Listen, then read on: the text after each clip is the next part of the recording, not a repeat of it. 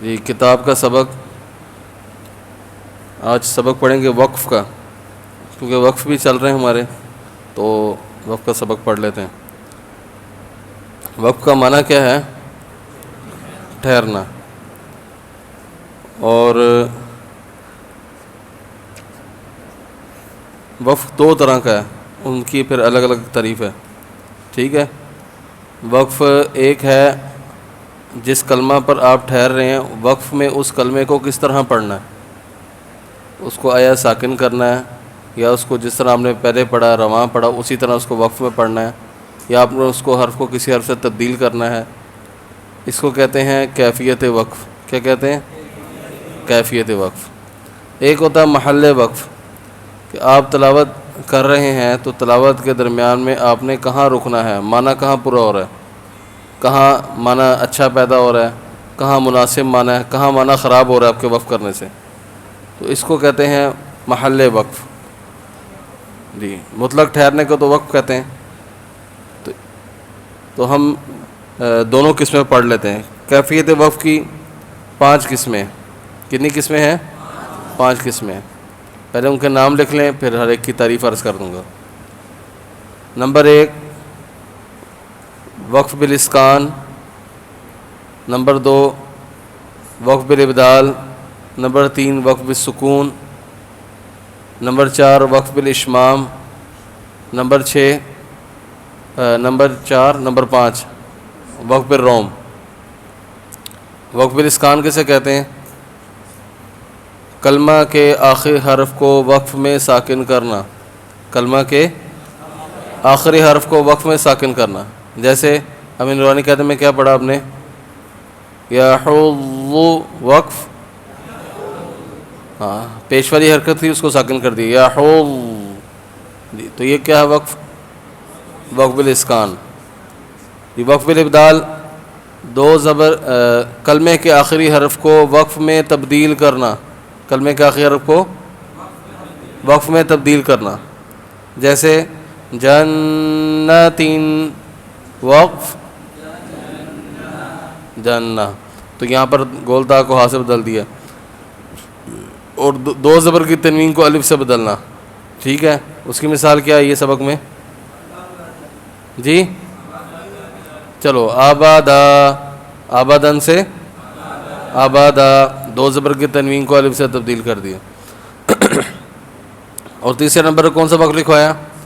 وقف بالسکون، کلمے کا آخری حرف وقف میں پہلے سے ہی ساکن ہو، کلمے کا آخری حرف وقف میں پہلے سے ہی ساکن ہو۔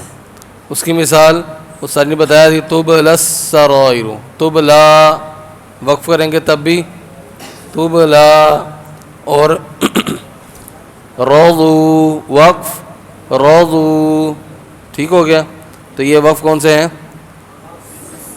وقف بالسکون۔ فحدث وقف، وقف بھی اسی طرح وقف بالسکون۔ وقف بالاشمام، کلمے کے آخری حرف کو ساکن کرنے کے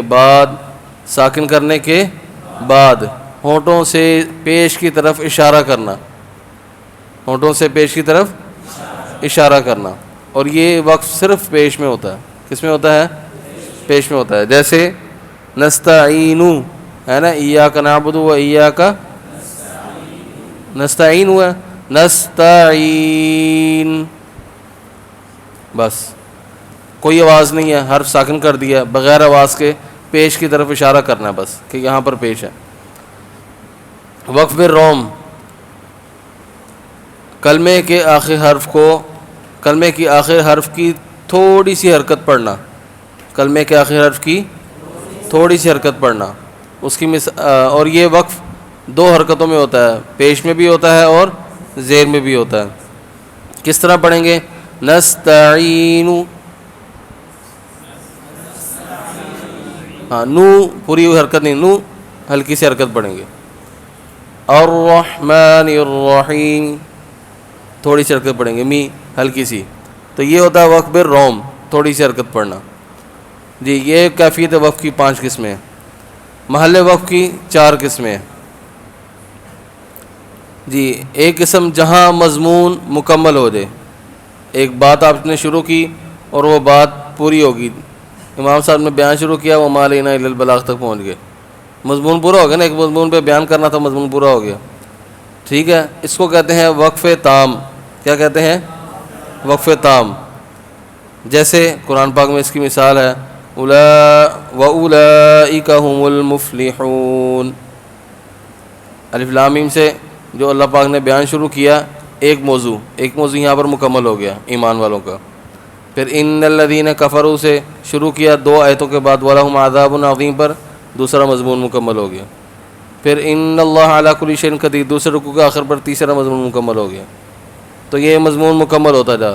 تو یہ یہاں پر وقف کون سے ہیں؟ وقف تام. اس کا حکم بھی آگے لکھ لیں کہ جہاں یہاں پر وقف کریں گے ایسی جگہ پر تو وقف کرنے کے بعد آگے سے پڑھیں گے, پیچھے سے ملانے کی ضرورت نہیں ہے. ٹھیک ہے.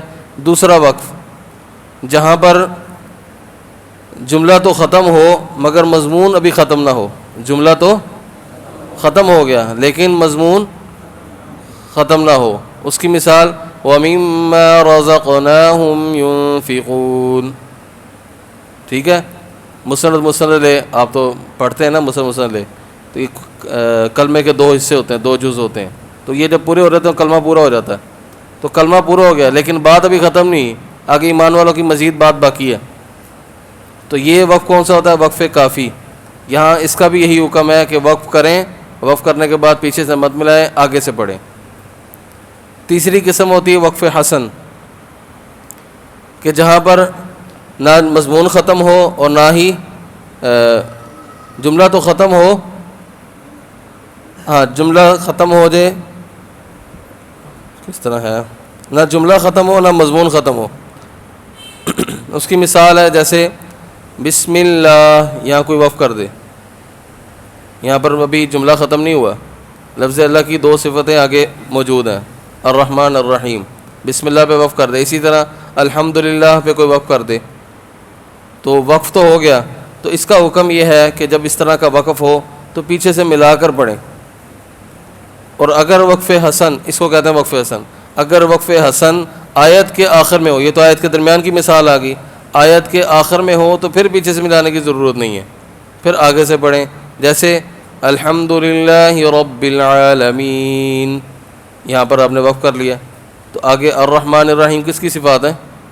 اسی پچھلی آیت کے اندر موجود لفظ اللہ کی, اسی آیت میں جو لفظ اللہ موجود ہے اسی کی صفات ہیں آگے.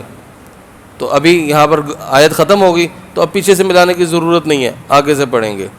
تو یہ وقف کی 3 قسمیں ہیں. اچھا, اس میں وقف کی ایک اور قسم بھی ہے, وہ وقف ہے وقف کبیح. یعنی ایک تو وقف تام تھا, بہت اچھا معنی پیدا ہو گیا, ایک وقف کافی تھا, ایک وقف حسن تھا. وقف حسن کی 2 صورتیں بھی عرض کی اور اس کا حکم بھی عرض کر دی. ایک ہوتا ہے وقف قبیح, کہ آپ نے تلاوت شروع کی اور ایسی جگہ پر وقف کیا کہ نہ اس کا سر پتہ لگا نہ پیر پتہ لگا, جملے کے درمیان میں عجیب سا اور معنی خراب پیدا ہو گیا. جیسے کوئی تلاوت کرتا ہے لقد سمع اللہ قول الذین قالوا ان اللہ فقیر, یہاں پر وقف کر دیتا ہے. ٹھیک ہے. تو ایسے وقف ایسی جگہ پر وقف نہیں کرنا. اچھا, یہاں پر وقف کیا تو معنی خراب پیدا ہوگا. اس کا حل یہ ہے کہ پیچھے سے کسی صحیح جگہ سے ملا کر پڑھ لے. اب پیچھے سے اگر کوئی وقف غلط کرے تو اس کا حل یہ ہے کہ صحیح جگہ سے ابتدا کر لے, صحیح جگہ سے اعادہ کر لے. اور اگر کسی نے ان اللہ فقیر سے پھر شروع کیا تو ابتدائی خراب ہوگی. تو کہاں سے پڑھیں گے؟ قالو سے پڑھیں گے. ٹھیک ہے, ان اللہ سے نہیں پڑھیں گے, قالو سے پھر سٹارٹ کریں گے. تو اس طرح وقف کا معنی کے ساتھ بہت دخل ہوتا ہے. اس کی مثالیں قرآن پاک کے آخر میں بھی درج ہیں کہ انسان کوئی بات کہتا ہے, اس کا بات کرنے کا جو وقف ہوتا ہے اس کا وہ غلط ہوتا ہے, بات کچھ کی کچھ سمجھ آ جاتی ہے. جیسے کسی کو کہنا ہو کہ اٹھو مت, ٹھیک ہے, کھڑا نہیں ہونا, اب چھٹی ہونے کا ٹائم ہوا, آپ دیکھیں ٹائم ہو گیا جی, ہم نے جانے کا ٹائم ہوا, اب میں کہوں اٹھو مت بیٹھو, یا اگر وقف اٹھو مت یہاں وقف کر لوں. ایک ہے اٹھو مت بیٹھو, یہ 2 الگ الگ وقف ہیں, تو دونوں سے الگ باتیں سمجھ آئیں گی. تو وقف معنی کے اعتبار سے وقف کرنا, اگر خود پتہ نہ ہو تو قراء کرام نے لکھا ہے کہ کسی جس کو معنی معلوم ہو, مولانا صاحب ہوں, قاری صاحب ہوں, ان سے پوچھ لیں. اور الحمدللہ ہمارے ادارے کے اندر تو باقاعدہ اساتذہ جو چھوٹے بچوں کو مطالعہ دیتے ہیں تو وقف کا نشان لگاتے ہیں کہ آپ نے یہیں وقف کرنا ہے. پھر اعادہ کہاں سے کرنا اس کا بھی نشان لگتا ہے تو اس طرح آپ اگر خیال کریں گے تو انشاءاللہ معنی خراب نہیں ہوگا، اور بچے کو جب آپ وقف یاد کرا دیں گے، اس کا پابند کریں گے تو وہ معنی خود بخود ٹھیک بنے گا اور اچھا قرآن پڑھے گا۔ سننے والے جو معنی سمجھنے والے ہیں ان کو بھی تلاوت سن کے محظوظ ہوں گے۔ اللہ پاک مجھے آپ کو ہم صحیح تلاوت کرنے کی توفیق نصیب فرمائے۔